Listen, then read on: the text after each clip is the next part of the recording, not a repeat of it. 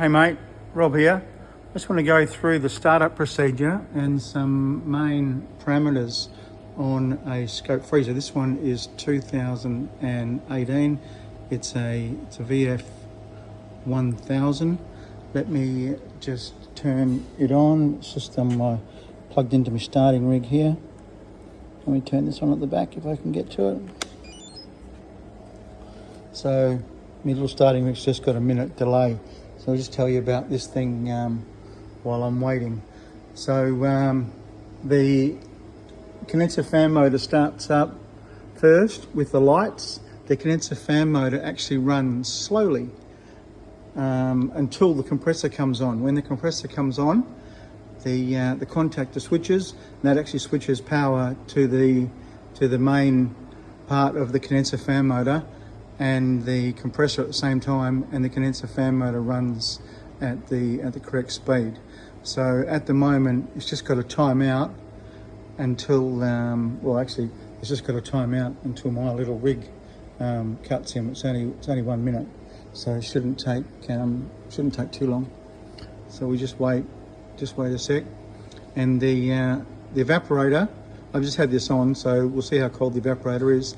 The evaporator fan motor only starts when the evaporator gets to -8 or colder. So it'll just sit. So at the moment, this will just come on, and we've got the compressor blinking, no evaporator fan motor, and I can feel, yep, the condenser fan motor is going slowly, and the lights are on, and we're just drawing 240 volts, 0.21 of an amp. So this is all normal, and she'll start up in a sec, or the compressor will start up. Just got a timeout for a minute or two. I think it's 2 minutes, and then it will start up. When you're looking for the alarm codes, I'm not going to open the door. They're inside the cabinet, and so anything that alarms, obviously EO is the oh, hold on, I'll get back to that. So now compressor started, condenser fan motor is on full speed, but no evap fan motor. The evap fan motor will start very shortly, because I have had this running, and it will be cold, and will come on very shortly. So this is a normal startup procedure. And come on, evap fan motor, start. It should start very shortly. And so I'll go through the parameters on how to get into the controller in a minute. So to get in, so the passcode on this is 66. This is a Carel IR32 or 33, I think it is 33. And the passcode, see that fan motor just come on, normal. The passcode on this one is 66. This is a 2018 model, and the one before this, the passcode would have been 22. So that fan motor's come on, normal. So we've got everything running now. So that fan motor now will only cut off if you open the door, because there's door switches, or if you go on to defrost. And it defrosts once, this model defrosts once every 8 hours. And the defrost time, can you believe, is 45 minutes, which seems like a long time. And the defrost termination temperature is 4.5 degrees.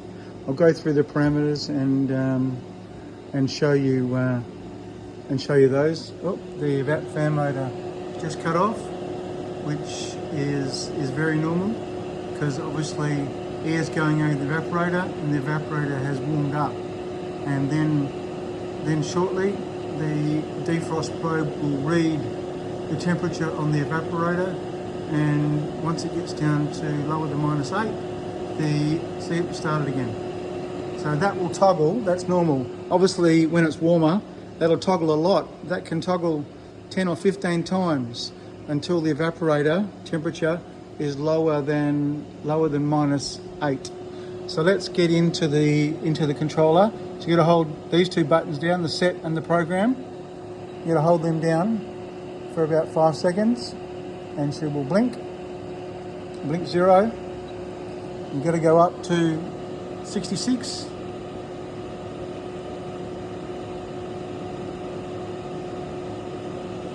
What was this one? 66.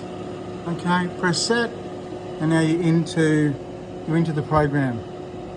So let's go through some of the main ones which I think are important. So this one here, this is your defrost probe.